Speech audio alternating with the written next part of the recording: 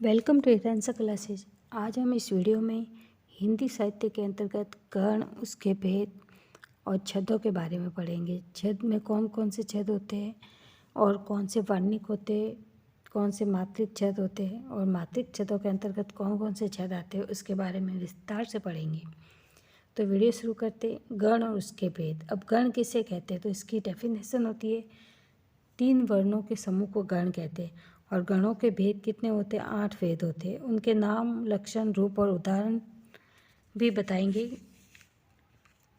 जैसे कि गण होते हैं मगन, नगन, भगन, जगन, सगन, यगन, रगन, तगन। ये क्या होते हैं? इसमें लक्षण है कि इनमें कितनी मात्राएं होती है और उसका उदाहरण भी दिया गया है। जैसे मगन, मगन में तीनों गुरु होते हैं। तो जैसे मा, ता, रा, दोनों में दो मात्रा है, तो ये गुरु में 2 मात्रा होते हैं, इसमें भी 2 मात्रा है, तो ये क्या हो गया? मगन में तीनों गुरु होते हैं। और नगन में तीनों ही क्या होते हैं? लघु होते हैं। 1, 2 और तीनों, ये तीनों ही क्या लघु है। जैसे अनल, नशल, बगन में क्या होता है? बगन में होता है कि 1 गुरु और 2 लघु होते हैं। इसमें 1 गुरु और 2 लघु। जैसे शंकर, इसमें न की बिंदी आती है, तो जिसपे ये न की बिंदी आती है तो वो क्या होता है? गुरु पढ़ा जाता है हमेशा। और जगन में क्या है? 1 लघु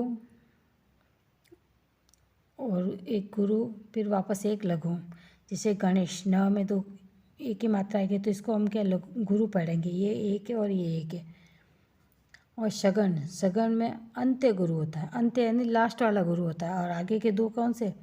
आगे के 2 लघु है। 2 लघु और अंत में क्या है? गुरु। अब इसमें आदि लघु होता है, अर्थात आदि यानी शुरुआती 1 क्या होता है? यगण में 1 होता है लघु पहला। जैसे यह एक ही मात्रा पढ़ी जाएगी। माँ और ता की 2 मात्रा पढ़ी जाती, तो 1 तो हो गया गुरु और 1 लघु और पीछे के 2 गुरु होते हैं। जैसे भवानी में 1 लघु, वा में गुरु और नी में बड़ी मात्रा है, तो वापस गुरु होता है। रगन में क्या होता है? मध्य में गुरु होता है, मध्य में लघु होता है। आगे क्या है? गुरु, फिर लघु, फिर गुरु। जैसे कि ये देखो, रा और बा दोनों गुरु है। ज बीच में क्या है? ए लघु कहलाता है। और बा और ती, र बीच में लघु है, 1 मात्रा लगती है, अर्थात ये लघु है। तगन में अंत्य गुरु, अंत्य लघु होता है। अंत्य यानी लास्ट वाला लघु होता है। जैसे कि आगे वाले तो दोनों क्या है? गुरु है, और अंत में क्या है? 1 लघु है। ता, रा, ज, ता और रा में गुरु है और ज में 1 मात्रा है। आदित्य, आ और दी में 2 मात्रा है, और न आधा अक्षर की कोई मात्रा नहीं गिनी जाती है। तो ये कौन से हो गए? 2 गुरु और अंत में लघु। अब ये इतना ऐसे याद नहीं रहता है, तो कैसे याद करते हैं? तो गणों का एक सूत्र होता है। जैसे य, माता, राज, बान, सलगा, ये एक सूत्र। अब हमको पर देखना है कि यगन में कितने लघु और कितने गुरु है। तो यगन में क्या है? 1 लघु है, फिर माता। यगन में 1 लघु और 2 गुरु आ गए। अब जैसे सगन में क्या है? तो जैसे सगन में देखना अपने को, तो क्या पीछे वाले 2 अक्षर ले रहे थे और आगे का लिखते। जैसे तो अब सगन में क्या है? 2 लघु और 1 गुरु है। इसी तरह अपन देखते हैं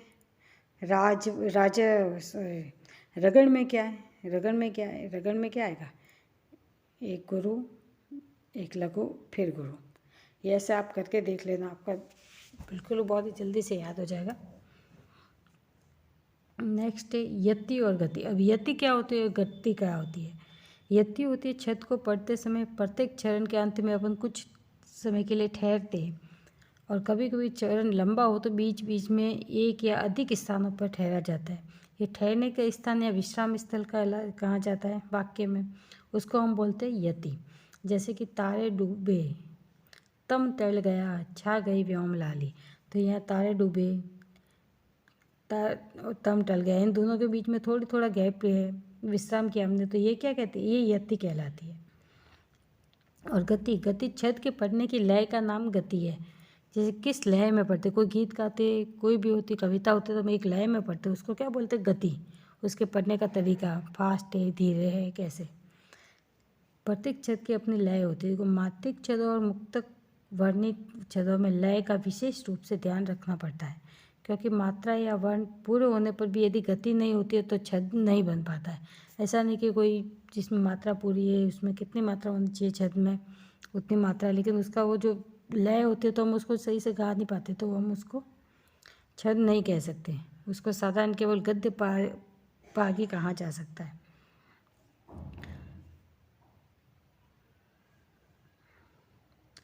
जैसे कि बरखा काल मेघ नभ छाए, नभ छाए। इस चौपाई में इस चरण को यदि निम्न प्रकार कर दिया जाए, मेघ नभ बरखा काल छाए, तो इसका कोई मतलब नहीं लिखा और इसको अपन गा सकते, बरखा काल मेघ नभ छाए। छाए नभ ये उल्टा सुल्टा हो गया, तो इसमें क्या कोई भी अपन कुछ कर ही नहीं सकते, ये गलत हो गया। इसका न तो कोई लय है न राग है, तो ये चौपाई का चरण नहीं रहा जाएगा। हालांकि इनको आगे पीछे किया तो मात्रा इसकी 16 ही है।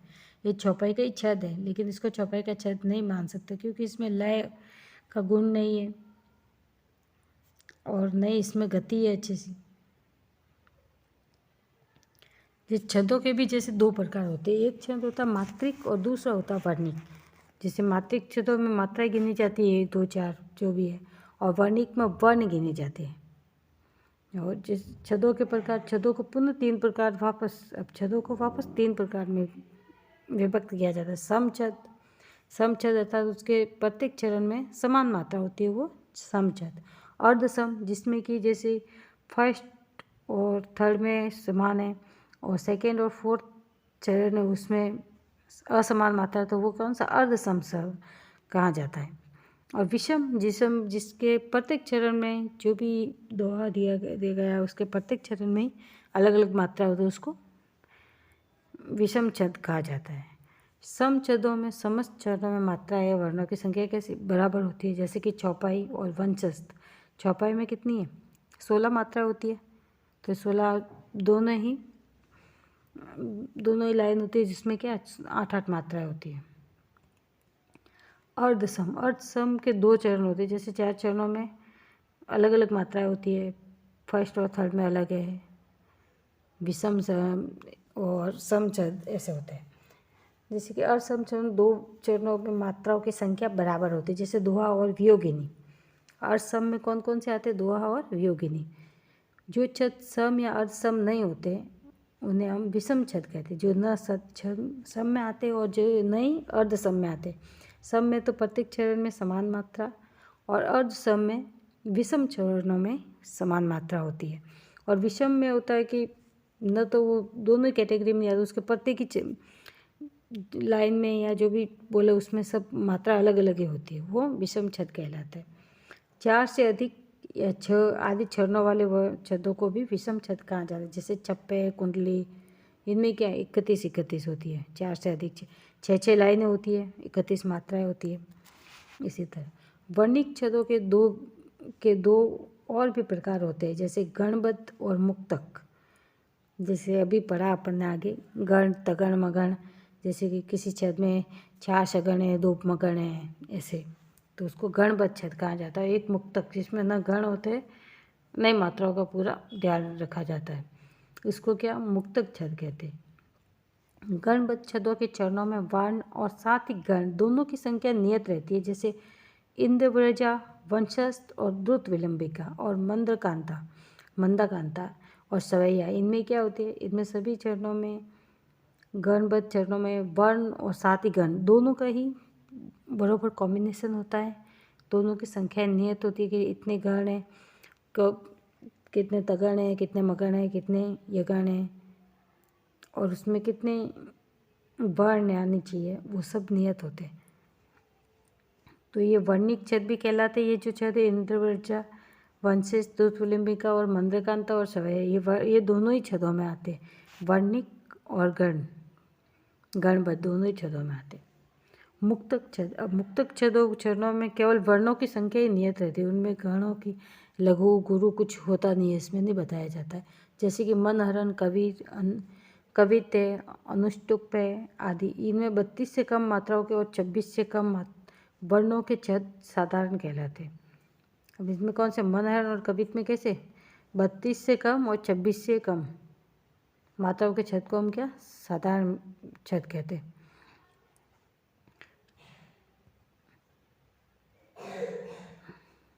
32 से अधिक मात्राओं के और 26 से अधिक मात्राओं के छद को हम क्या कहते हैं? दंडक कहते हैं। 32 और 26 से अधिक के मात्रा के छद को दंडक और उनको साधारण। छद भेद, अब छद भी दो प्रकार के होते हैं, छद भेद के बारे में पढ़ेंगे। छद में कौन से? मात्रिक छद, और मात्रिक के भी 3 भेद है, सम और विषम। और अभी साधारण और दंडक किस में आते हैं? साधारण और दंडक आते हैं सम छद के अंतर्गत। और वर्णिक छद, वर्णिक छद में होते वर्ण है तो उसमें गणबद्ध भी होते हैं, यगन तगन मगन भी होते हैं। गणबद्ध और मुक्तक। वर्णिक में कौन कौन से 2 प्रकार है? गणबद्ध और मुक्तक।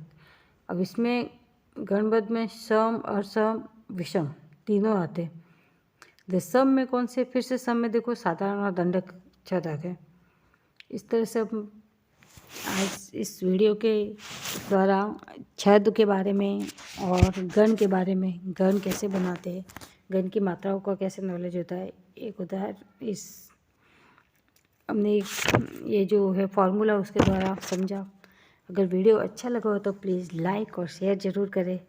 आगे हम पढ़ेंगे इन छदों के बारे में, जैसे सरैया है, चौपाई है, कवित है, जो कि हमारे एग्जाम में आने लायक है, उनको उदाहरण के सहित पढ़ेंगे।